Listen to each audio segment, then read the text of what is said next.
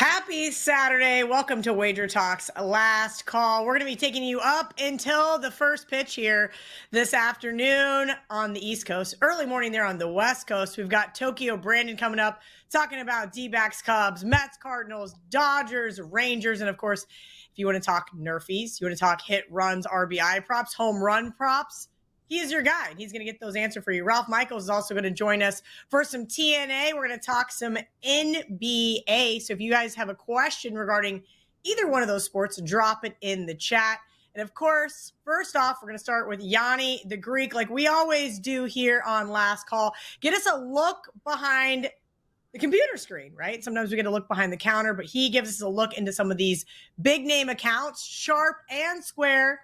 But what I want you guys to do is first go to oddslogic.com/Kelly in Vegas so you can get a free trial to follow along with us. Because if you drop a game in here, I would love to have a rotation number associated with it so we can find it significantly faster than just trying to guess. Again, oddslogic.com/Kelly in Vegas.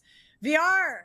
I've missed you the last couple of weeks. I was in Vegas. Appreciate everybody holding down the fort for me. This is actually going to be my last call until football season, unless, of course, I have to fill in for Ariel Epstein. She's going to start joining us next week. She's over on VEASAN right now, filling in over there, and then she's going to be filling in over here during baseball season. But how have you been? Been hitting them straight, good. Enjoying the off season? Doing really well, Kel. Just betting a lot of other markets right now. That's what I'm looking at the screen. I'm actually betting Turkish soccer. It's a League One. They're called League One. I'll give it to you guys right now because it just came in as I speak. And I'm actually trying to get it in as well. It's Ahmed Sportif Faliator against Quorum FK. And we're going over 2.5 up to -130, over 2.5 up to -130. And then I also have 4 lacrosse plays for you guys if you're interested. 4 college lacrosse plays. I'll give them to you right now. These I released to subscribers because we've been crushing these smaller markets, like the number 1 in baseball right now, up in Major League Baseball as well. But the college baseball has been like stealing. But here's some lacrosse I gave out to subscribers. Dartmouth. -1 up to good till -140. Dartmouth is good till -140. Binghamton versus Bryant.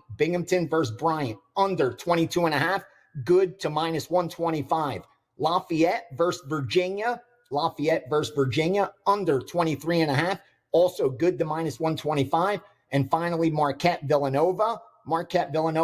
Under 21.5. Good to -125. So it's Dartmouth money line, Binghamton Bryant under 22.5, Lafayette, Virginia, under 23.5, Marquette, Villanova, under 21.5, and then the over 2.5 in that Ahmed Sportif against Quorum FK in the first league over there in Turkey. Again, we're just trying to find some value, and if there's an inefficient line that somebody found, we're going to get them down. So it looks like I love that. I think our producer around the world are betting some of these crazy soccer leagues. Hey, and you know what? Premier Lacrosse League is right around the corner. I will be participating with those guys again this year. See if we can't go on another hot streak. I know our former college lacrosse player and producer Dan Alexander is probably excited to get some of those behind. I can't believe lacrosse plays.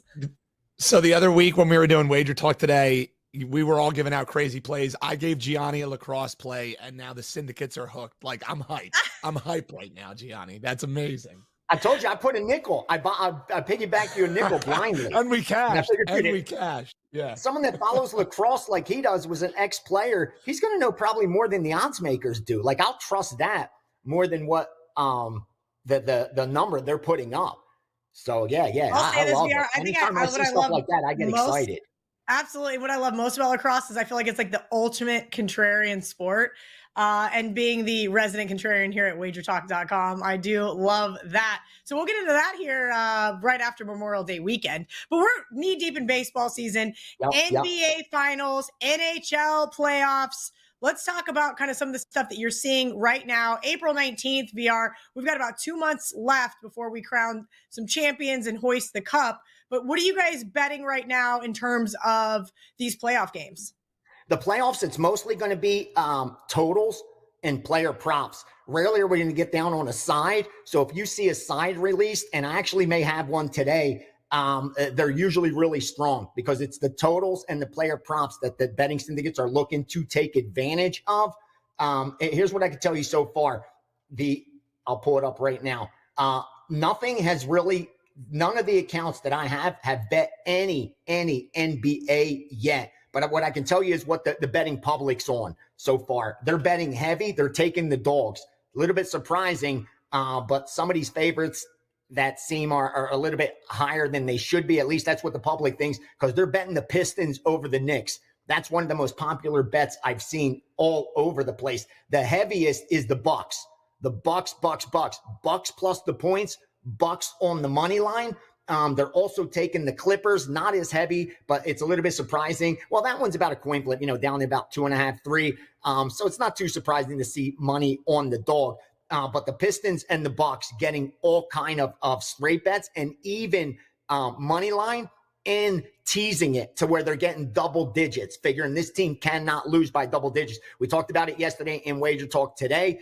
And they were doing the exact same thing. I don't think it got there for them. And they were actually betting that Miami game under, and the wise guys were going over. So it was a little contrarian play in that one. And then in the late game, it's all Lakers. Like, I think a lot of the risk is for the books is going to come down to that Laker game, hoping it doesn't go Lakers and the over, because that's all over already the most heavily bet side in total. Like, where they're just putting that game by itself, because they're putting I'm seeing a lot of 3-team and 4-team parlays. Like I said, it's Pistons, it's Bucks, it's Lakers. That's the 3-team parlay of the day: Pistons, Bucks, Lakers. But then Lakers and over. So if Minnesota could go in there,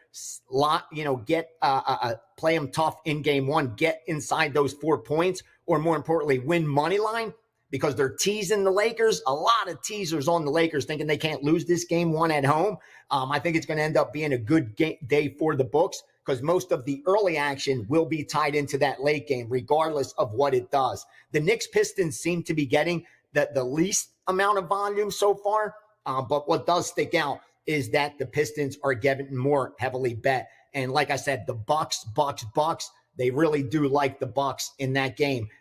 In the NHL, we haven't bet anything yet, but it's no surprise, the Winnipeg Jets. And that's what they're using also tied into some of the NBA action. And they do that all the time. I keep talking about it on Wager Talk today. It usually gives me a good idea of where the recreational money's going to go, because they're already tying a lot of the chalk. They'll look for a minus 220, minus 250 baseball game, or minus 200 plus in NHL.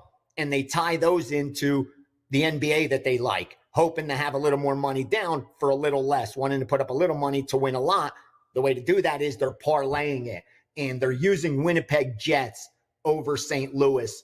That one's being tied into a lot of the NBA action. As far as Colorado and Dallas, nothing really to report there except some over. That's what's sticking out, but I think the market reflects that. I think it opened 5.5. Now you're looking at 6. So that did get a little bit of respect. They're betting both those games over. But what sticks out to me is a lot of the sharper books have not come off the 5, which, in NHL is one of those key numbers. They're booking it. They're making them lay juice instead of going to 5.5. So they're comfortable forcing the public to lay minus 140s or even greater in some spots to go over that 5, rather than go to that 5.5. Because I think once they come off that number, 5 being one of those keys in NHL, I think then they're going to attract some sharp money. And with the NBA being front and center, again, NHL is going to get a lot of recreational bettors money as the playoffs continue. But on a day like today, where you got 4 NBA games, that's going to get the bulk of the action. And what I've been seeing is mostly the favorite, Winnipeg, being tied into that. And baseball so far is getting very little volume. I saw it last night. I saw it the night before, because there was NBA. When that's the case, they're doing very little, the recreational bettors with baseball. So you could kind of start paying attention a little more to the money lines. Now, obviously, in a game like the Yankees, where the Yankees got bet at plus 120, plus 115, plus 110 from sharp bettors, unless it's like a high-profile marquee matchup or team, it's usually going to be sharp money related if you're seeing some of these money lines move in Major League Baseball, because for the next couple of weeks, it's mostly going to be sharps versus the books, because all the attention is on the NBA, and then followed by NHL playoffs. Bettors love NHL playoff hockey.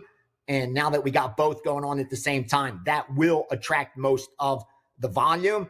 So pay attention to baseball. This is one of those times where you could really find some value, because, again, the volume is going to be on NBA. It's going to be on NHL. Not to repeat myself and sound like a broken record, but when all the attention's over here, you may want to look to the other side where less attention's being paid, because not only can you piggyback some of the sharp stuff, they're not moving it as quickly. Like, if you miss the money line bet, you'll be able to find a first five that hasn't moved as quickly. Like, I'm seeing that all the time.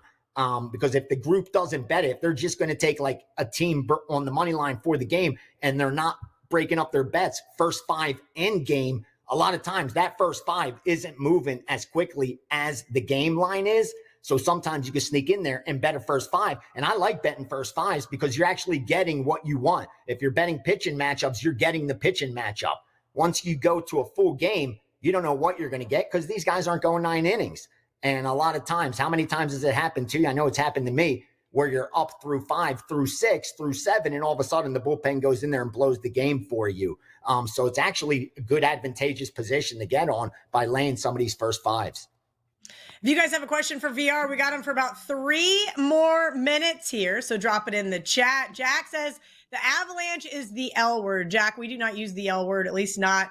It's not a word that I use in my vernacular. There's a couple of those bombs that we do not drop, especially here on Last Call. But look, Adam likes Memphis, the Grizz, to stun OKC tonight. OKC, even though I haven't been following the NBA, I do know they are one of the best teams this season. Memphis is Real quick, kind of interesting here. Go ahead, VR.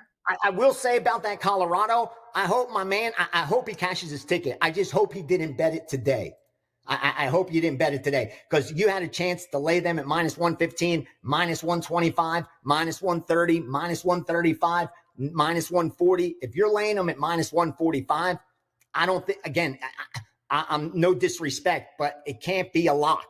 Like the lock was at minus 15, minus 120, minus 125. Then I would say absolutely kick your feet up. You bet a lock. Now, if they're going to go out there and win the game, that's a different story. You can't control the refs. You can't control the players. You can't control the coach. None of that can we control. But you can control whether you place a good bet or not. And if you placed a good bet, you'll know by the closing line. If you're laying minus 145, minus 150 right now, again, you're not getting the best of it. It's not from a position of strength. Again, they could go out there and win this game 6-0, but you don't want to get into that habit of betting these teams late. If you already know what you like, there's no reason to wait, especially when you see the line moving in that direction. So I hope, for my man's sake, because I'm not booking them and I don't have a position on the game, I hope Colorado goes out there and crushes it. But I really hope he was able to get down a little bit earlier so he could feel a lot more confident that he placed a good bet regardless of outcome. And if you do that over and over, you'll do just fine. But if you're betting that minus 145, minus 150 today, even if Colorado goes out there and wins the game, you got to kind of recheck how you're approaching it, because that's not a long-term recipe for success. Please don't take it the wrong way, because I make tons of mistakes and I've done it throughout my betting career. But that's one of those things you don't want to repeat doing, where you're buying the very top or selling the very bottom.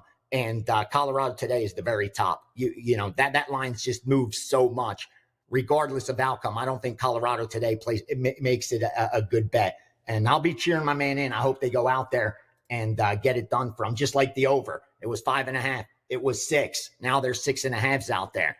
Again, they could win. It could go 7-0, and you get a Colorado and over parlay and you hit it.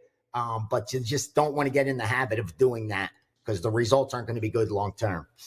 All right, VR. He said he laid my man, attaboy, Jack. Now you did your job, Jack. You did your job, bro. Kick your feet up. For you, it's a lock. Now they got to go out there and do their job. You did your job, brother, and that's good, man. Good man. I couldn't be any happier for this guy. I swear to you, he did his job. That's the job. Regardless of what happens, Jack, don't be mad now. You can't control what's going to happen in 60 minutes of hockey. They could play the perfect game, and one bad call changes everything. You know what I mean? So don't let the outcome dictate whether it was a good bet or not. You placed a good bet. Your job is over.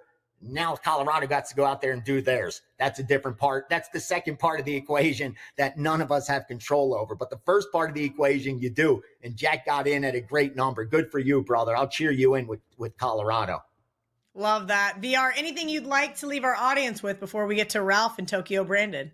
Absolutely. Here's some Major League Baseball that is sharp. I haven't released any baseball to my guys because the groups I work with haven't gotten down on anything. But like I said, I share stuff with other guys that move. Here's what they sent me. They bet mostly overnights, these guys. They bet 954 Cubs at even money and up to minus 105 they were willing to take. I told you about the Yankees all the way to plus 110. So they think that game's a coin flip at worst. If you could get plus money, Yankees are probably the side. 967 Cleveland at plus 155. Then they backed off. 970, they did follow through with Baltimore. They started betting Baltimore at plus 115, plus 110, even money, and laid minus 105. So they thought that was at worst. Baltimore should be the favorite. They got them as the dog. Houston, 974 at plus 110 and plus 105. Another coin flip game that they believe they're getting the best of it. And finally, Atlanta, Milwaukee, over 8, up to minus 125. That's all the stuff that I have in MLB. I gave you some Turkish league, first league in Turkey. You got some lacrosse action. You know where the recreational bettors are in the NHL and NBA. Hope you guys are able to do some damage throughout these playoffs. Good time to make some money. Great stuff, as always, from VR. He joins us every single Saturday and then Sunday, of course, during the NFL season here on Wager Talk's Last Call. If you guys are looking for some more baseball, hang around. We're going to get to Tokyo Brandon here in a minute. But first, we're going to check in with my favorite guy. I almost forgot to put these on. Ralph Michaels, you know him from Bet On It. He always brings the trends and angles. Ralph, you did a nice little TikTok there on the Wager Talk TikTok, I guess. And I always find it funny because you do so well over there. The audience just loves you. They just gravitate towards these trends and angles. And you said, Cal, if you want somebody to come on and talk NBA, ask one of the other guys. But you have 4 angles that you think people need to be looking at throughout the playoffs. Ralph's muted, but when we get him unmuted here in a second. I am good, Kelly. I forgot I have to hit that little microphone button, forget my oldness. So, yeah, Dan's saying it wasn't his fault. My apologies, Dan, and I'm not going to throw you under the bus. But you know what, Kel, we talk about TNA a lot.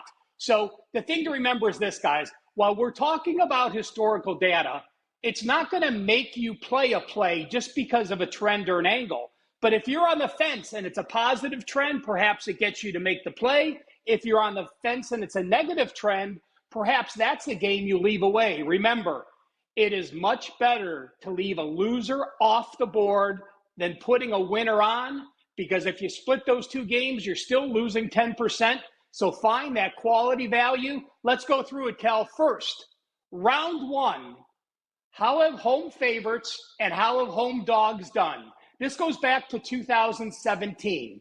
So if you blindly bet every home favorite in round 1, you have gone 86 and 56, 60.6% against the spread.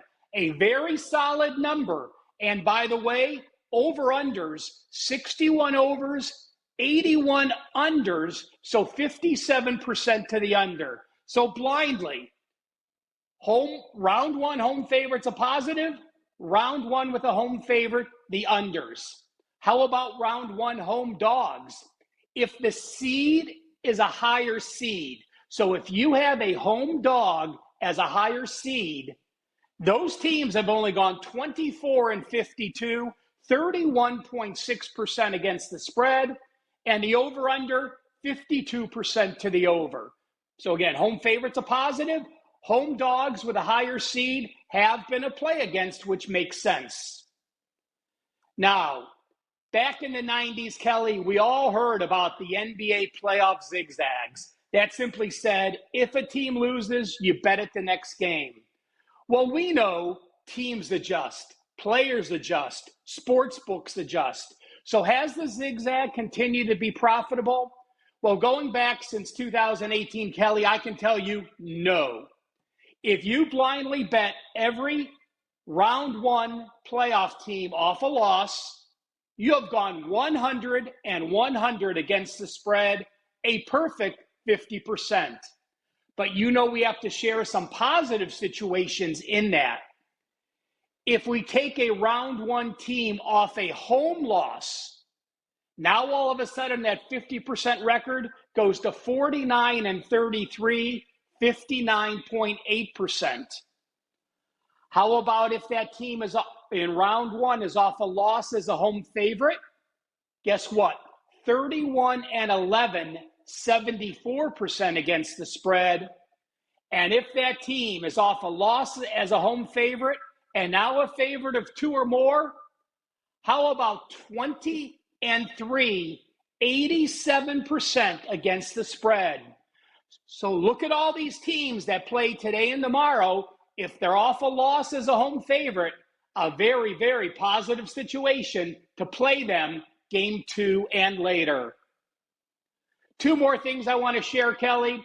First, sort of a bizarre one. Just a couple things I want to throw in. How have teams done off an overtime game? Well, if you're in series game 2 or higher in the same series and someone is off an overtime game, the over has gone 102-59, 63.4%. And does that make sense? Absolutely. If you've played a team and you've played them into overtime, you are going to be more tired the next game. The defensive intensity tends to drop. Those teams, again, 102-59 to the over, 63.4%. Another situation to look at down the road. If teams are off a Game 7 win, we know how intense Game 7s are.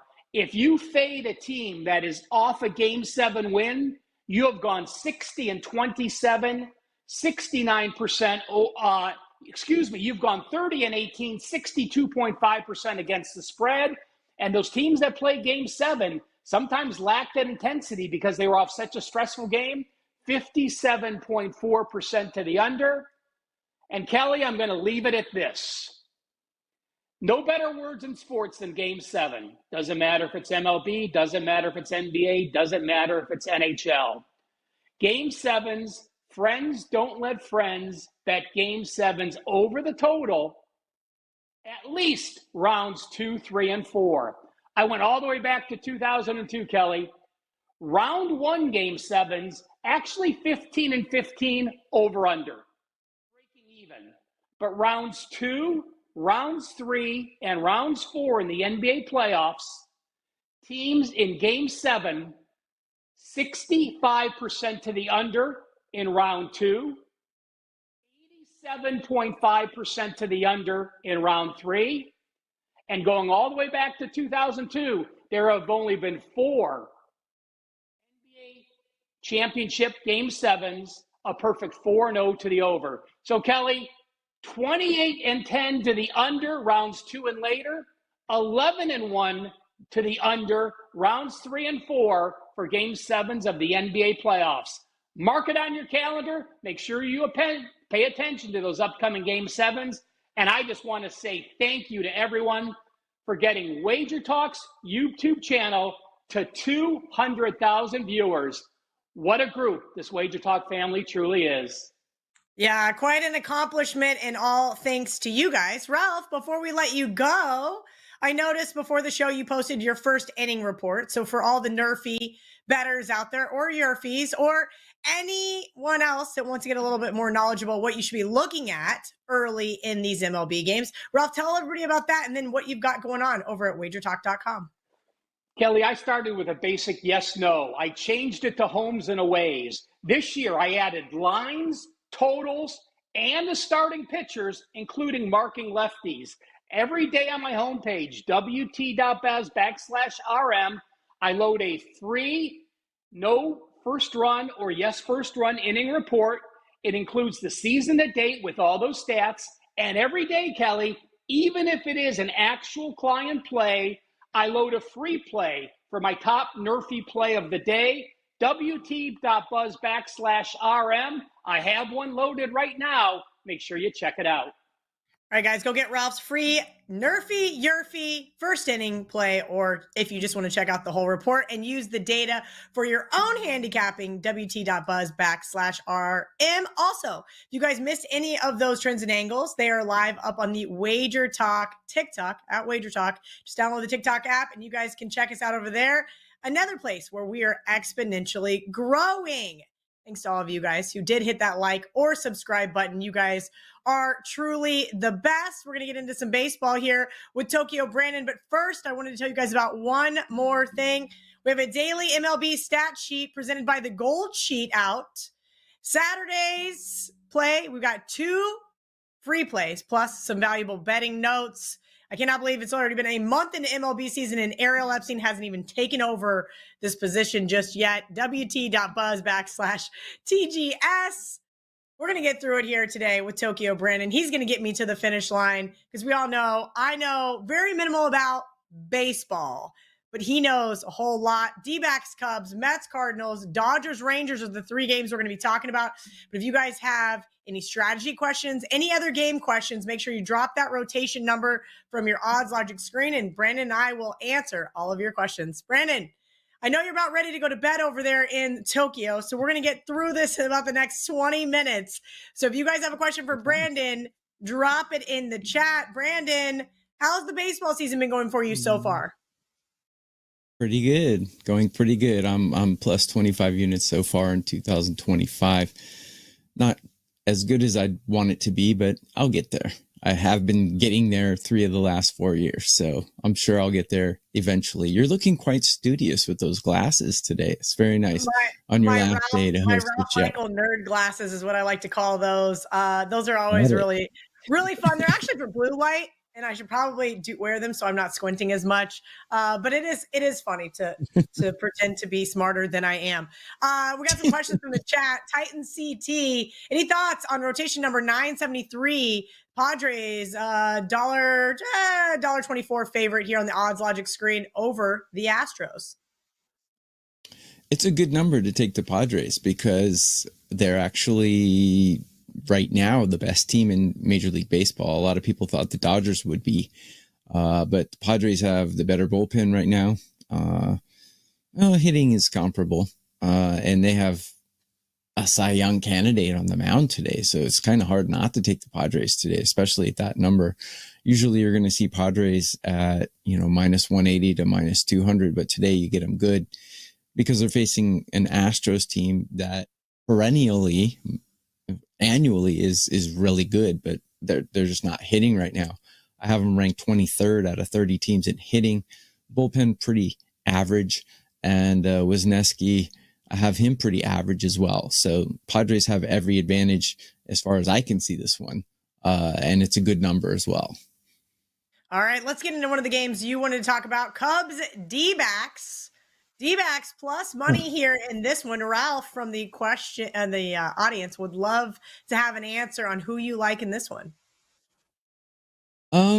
Rather than a side, I think I like, let's see, what did I have out for this one? I thought the Diamondbacks team total was rather low here. Diamondbacks, one of the best hitting teams in Major League Baseball, and they're getting 3.5. Seems very odd because the Cubs have the 27th ranked bullpen and in all of Major League Baseball. And let's see, it's late at night, so my head's not working quite right. And they have a not so reliable starter in Brown on the mound. So, D-backs over 3.5, I think is the only way to go in this one. I mean, I don't understand the number. I have the Diamondbacks ranked 7th out of all teams in MLB in hitting, and they're facing the worst bullpen I can imagine. I mean, 3.5 seems really low here, and they're on the road. I don't care about the wind. Get 9 at bats. One of the best offenses against an unreliable pitcher. I think 3.5 over is the way to go in this one. All right, let's get into some more of these questions here from the chat. You guys have a question regarding baseball, you need to drop it here. Otherwise, I get to choose the next game. And this is one that you had on your list as well, Brandon. You want to talk about Mets Cardinals. Right now, you can get 3 days all access of Brandon's plays using coupon code TB3 for just $39. There's the fireball. That is true. Yeah, I'm doing a show on Tuesday, Wednesday, and Friday mornings at 9 a.m. Eastern with Adam Trigger and Brian Leonard, and it's our own show, so we're allowed to act up a bit, I guess. When we're on proper shows like this, we act proper, but I tend to hit the sauce a little while we're doing the show. So I guess early East Coast, right? So it's really late there in Tokyo. I mean, listen. We're having a good time. I've heard great reviews so far about that show. Kind of give a little preview real quick about what you guys are doing every single morning here on the WagerTalk YouTube channel. Yeah, it's on the YouTube channel. We go live at 9 a.m. Eastern. We Brian and Adam and I used to be a Major League Baseball scout, so we go pretty deep. It's not really for a casual fan. I'm not sure how much you would enjoy it, Kelly, but for baseball nerds and those kind of people who like to discuss who's being called up and how they're going to fare in their first start, things like that. We go pretty deep. So it's a fun show. So join us. The replay is also on the YouTube, WagerTalk YouTube channel. So getting to the Mets and Cardinals here, we've got Liberatore going against Senga. And I really like the Mets here. I'll just say it. Just say it. The Mets and the Cardinals have pretty comparable hitting, but the bullpens and the starting pitcher just worlds apart here. The Mets bullpen is performing great right now. And I want to talk real quick about pitchers who come over from Japan, because this is kind of my specialty. I scouted Japanese baseball for a major league team for 10 years. When pitchers come to America from Japan, like their first year, they usually struggle a bit because there's a language barrier, there's a culture barrier. They're away from their families. They don't celebrate the holidays with their families. And so it takes a little getting used to. And just like American pitchers going to Japan, it's the same thing. And that's why we're seeing Sasaki. He's struggling this year. And last year we saw Yamamoto struggle. And Yamamoto is a Cy Young candidate this year. So I think second year is when people actually excel when they cross the ocean. Senga, it's not technically his second year, but he's been injured and he hasn't really gone full throttle. I consider this kind of his second year of actual starting pitching, and he's really doing well. He's starting to go deep into games. I think his first couple starts, he only went 5 innings. Now they're getting his pitch count up. He's going 7 innings, and he has a good history against this team. So I really like the Mets today. There's a lot of ways you could play this. You could play this money line. You could play this -1. -1 is a good way to chop off about 30 cents off the value or off the juice. And still you don't lose your money as long as your team wins. I like it much better than the run line. You could play a Cardinals team total under is another play that I would like in this one. Well, I think Senga is going to shine today. I think the bullpen's going to back him up pretty well. Another good play to take in Major League Baseball, if you really like a favorite, you can get good plus money if you take the favored team's pitcher to record a win. You get good plus money with that. And the reason why is because 3 things have to happen for that to cash. You have to be winning after 5 innings, your pitcher has to go 5 innings, and your bullpen has to hold the lead.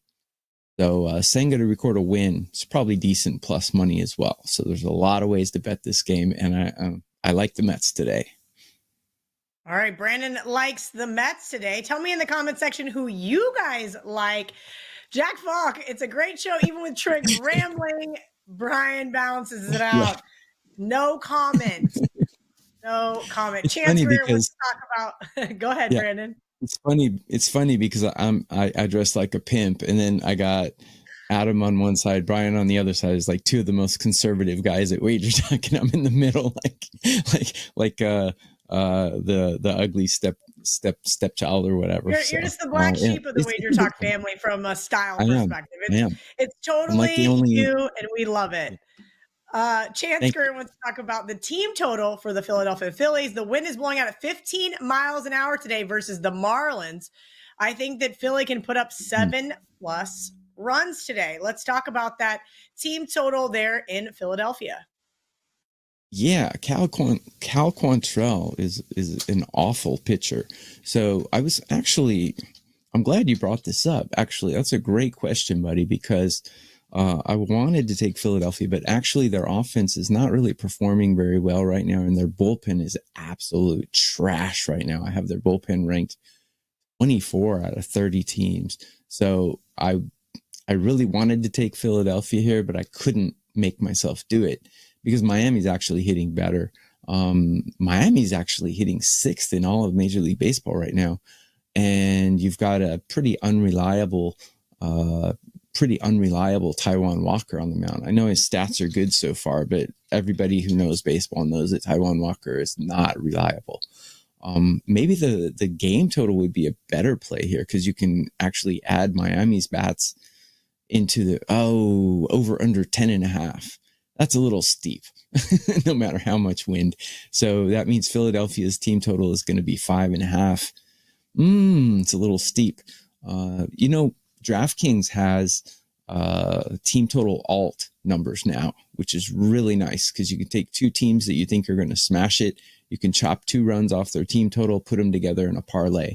So maybe if you take Philadelphia over 3.5 on the alt and then put that together with someone else you think is going to score, that might be a better way to go, in my opinion. All right. Any thoughts on the Guardians-Pirates game today? Great show. Ken says, no, Ken, I'm not going to try to pronounce your last name. Let's touch on Cleveland, the team that I had to go over the season win total last year. And I probably should have bet they're under this year, but I digress. Brandon, let's talk about this matchup here in Pittsburgh. What's wrong with Ken Dworsnik? You can't read that, Kelly? Come on. Dworsnik? I'm proud of you. You nailed it. First try.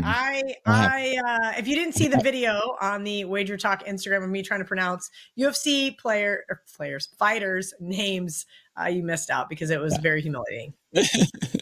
Well, I might not have pronounced it correctly, so don't congratulate me before it's a win. So just like in sports betting. I do actually have a play in this game. I'm glad you brought this up because Ben Lively, not the best pitcher in the world, but he's facing a team that he has decent numbers against, and he's facing a team that is actually quite flaccid with their bats, shall we say.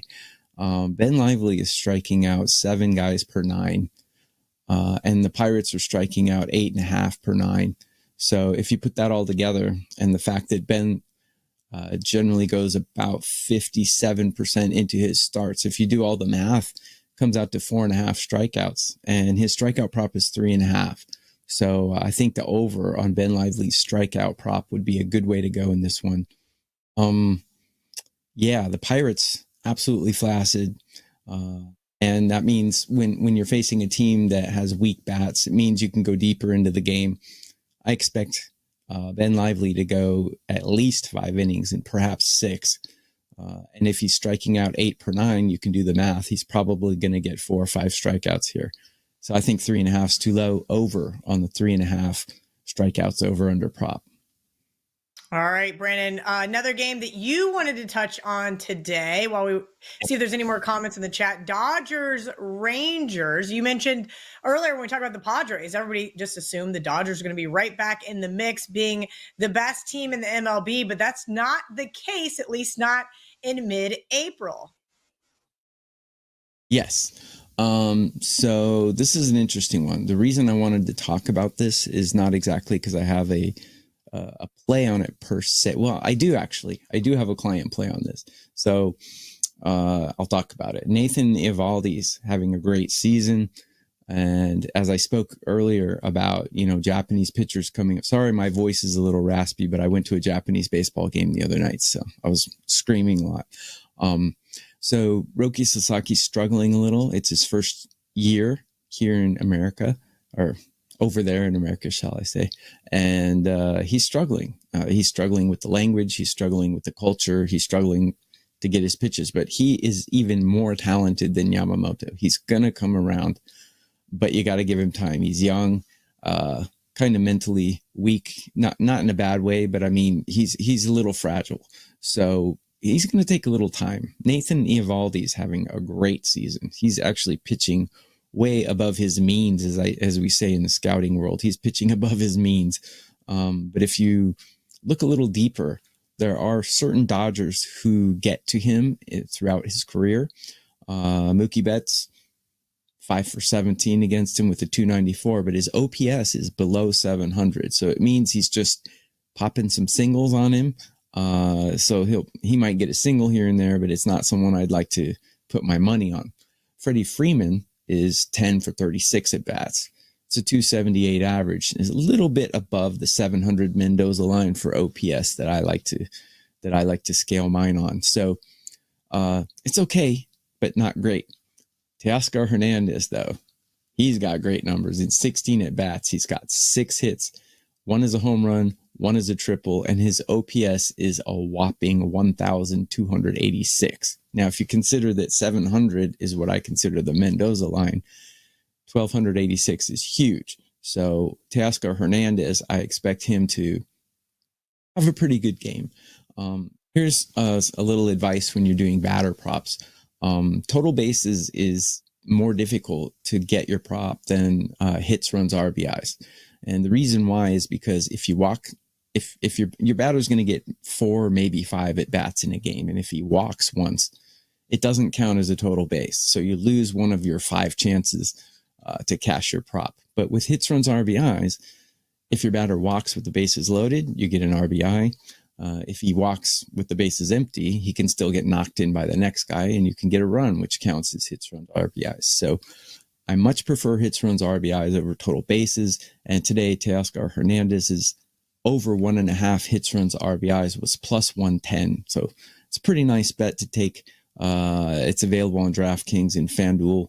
And I like that prop today. It's actually one that I gave out to my clients earlier today before I came on the show. We got one more question in the chat. Sure. Luis Cornelius wants to know, do you like Brewers money line today? I do not have my odds logic screen open. I'm going to be full disclosure. I closed it out because I thought you were just doing the show. Just ask me, Kelly. I know, but I told them to make sure they come with rotation numbers. No. I got it. I got you covered. The rules. All right. So who are the Brewers playing today? They're playing the Oakland A's. Ariel Epstein talks about this A's team quite often, and I'm sure you guys are going to have some good discussions starting next week when she starts hosting Last Call. Let's talk about the Brewers today. Minus 125 seems cheap against a A's team that, plays no defense. Good. You know your baseball. See, you're doing all right, Kelly. Yeah, Ariel, I thought she only talked about the Ravens, but maybe that's just me. But we got Luis Severino going against Chad Patrick. So this is a tough one, actually. It's not quite as automatic as you might think.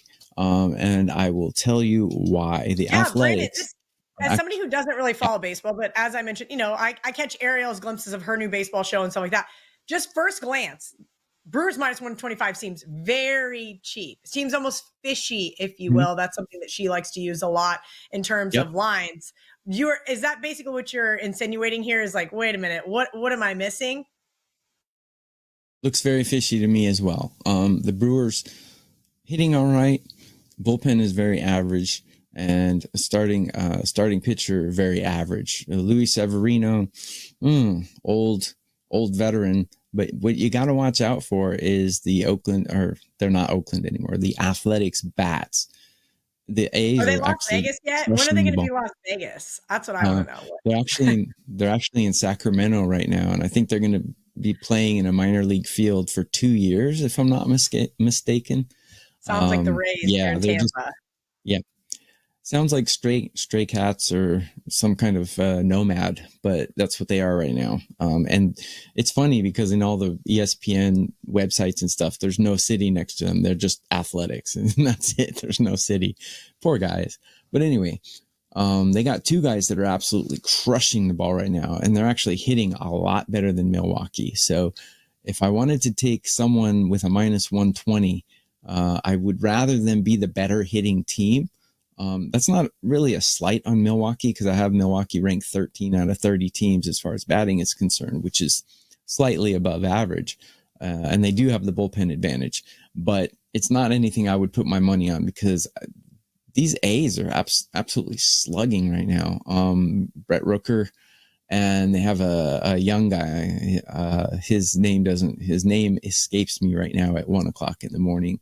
Soderstrom and Rooker are just crushing the ball right now. Jacob Wilson is actually their average leader at 333. So these A's can hit the ball. I definitely, if anything, I would take the A's plus 1.5.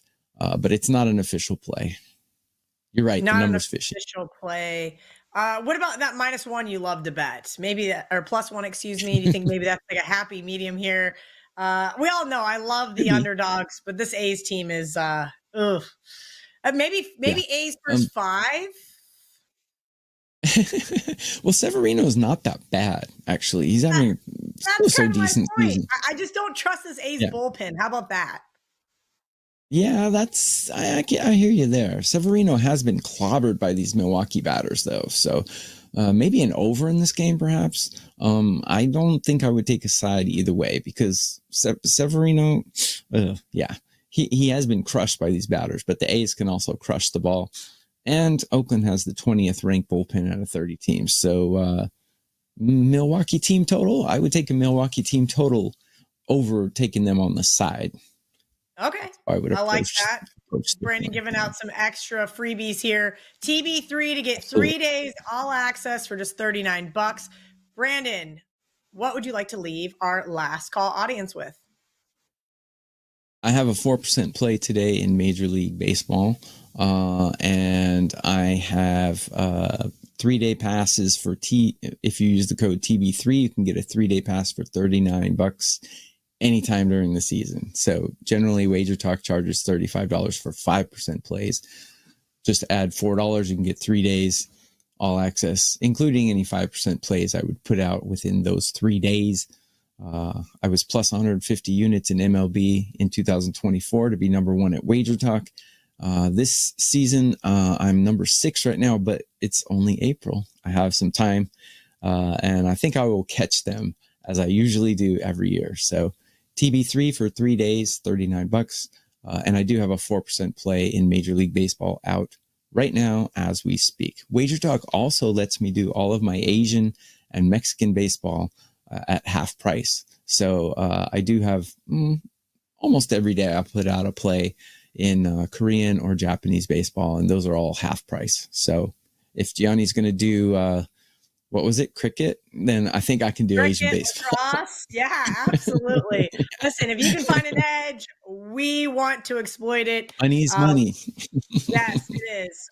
If you guys are looking for more Tokyo Brandon, you guys can catch him here on Last Calls most Saturdays. As I mentioned, this will be my last Saturday hosting. Ariel Epstein will be in the host chair. So more baseball talk. Again, if you guys are looking for more baseball, the Gold Sheet has you guys covered. WT.buzz/TGS. And of course, make sure to check out Brandon, Adams, and Brian's new morning baseball show here on the WagerTalk YouTube channel. All right, guys, I hope you have a wonderful and profitable summer. Make sure you guys catch me on my social channels at Kelly in Vegas for some Premier Lacrosse League coming up. And by the time you know it, it's going to be football season. And we're going to be back here in the host chair. Hope you guys do some damage, as VR likes to say. Have a great Saturday.